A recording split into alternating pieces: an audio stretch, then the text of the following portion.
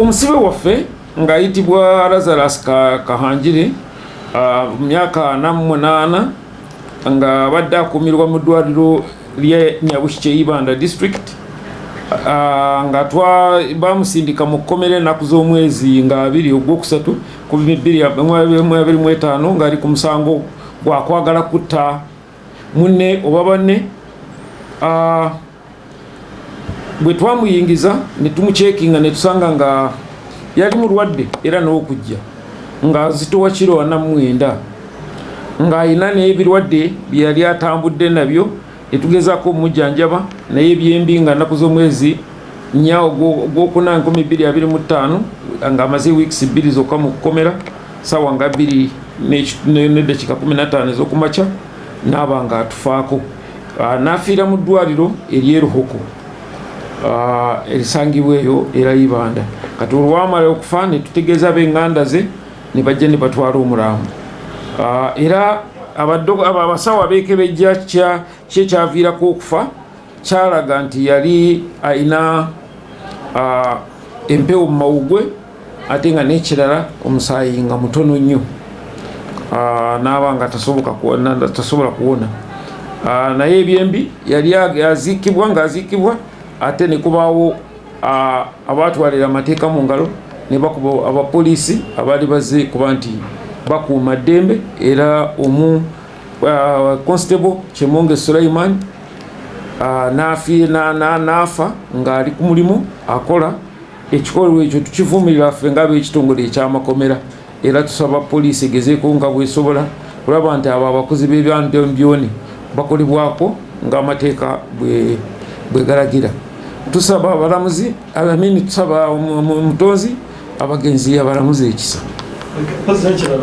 Oli bw'aba afiiridde mu kkomera kubanga oba okwatiddwa ekirwadde ng'oli mu kkomera era tuba tukutwala mu ddwaliro tusooka ne kutwala omugaffe naye bwebanga tulemeddwa tusobola kukozesa eddwaliro eritusemberedde bwebutuuka mu ddwaliro n'ofa omulambo era gutwalibwa mu ggwanika ne tutegeeza ab'enganda z'omusibe ne bajja ne bakima omulambo ne baguziika ffe tetugenda kuziika mpozi bekikwatako baba balina okujja bafune ebintu by'omugenzi ebibanga bisigadde mu kkomera. Ebyo si byaffe. Overman prisoner number NYA 211 of 2025 Lazarus Kahanjire of Nyabushikye Government Prison. The late remand prisoner Lazarus Kahanjire, a male adult aged 48 years, was admitted to Uganda Government Prison Nyabushikye in Ibanda District on 20th March 2025 on charges of attempted murder. And right from the time of his admission, he was weak, and actually on trying to weigh him, he was weighing 49 kilograms, and he had had a medical history. Unfortunately, after 2 weeks in custody, that is on 4th of April 2025, at around 08:15 hours, he succumbed to illness at Ruhoko Hospital, and his relatives were duly informed. The postmortem report stated the cause of death as rubber pneumonia and anemia. It is regrettable that the mob took the law into their own hands, attacked and wrongfully killed a police officer, number 75-290, PC Sulaiman Kyemonge, who was on duty. Uganda Police Service condemns this barbaric act in the strongest terms possible and urges Uganda Police to ensure that the culprits are brought to book. Uganda Prison Service continues to condole with the families of the late police constable and the deceased prisoner.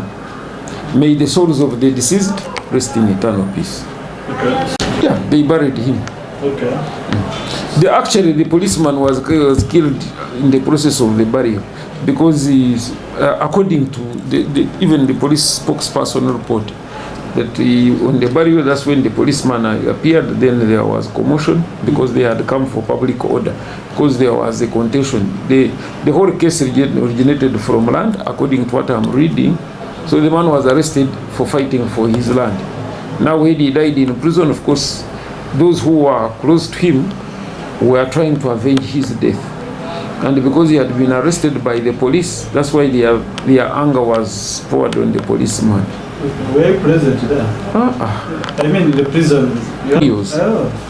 For us, the moment a person dies, the body is in the mortuary and we inform the relatives. That's where we stop. Yeah. Okay. It was there to keep law and order. Okay. So what happens after the death of one inmate? We report to the relatives. They come and pick the body for burial. Then the next of kin comes for the property of the prisoner. Of course, if he dies in hospital, when most of the property is in the prison. But he got the adequate treatment. He came when he was sick, continued to get treatment, but in 2 weeks he degenerated and died. You see, I could have said he had AIDS, but that is not my work. That's not my work. Okay. Yeah, that's why it is better I tell you, and I hope you don't put this one we are conversing about. Okay, I understand.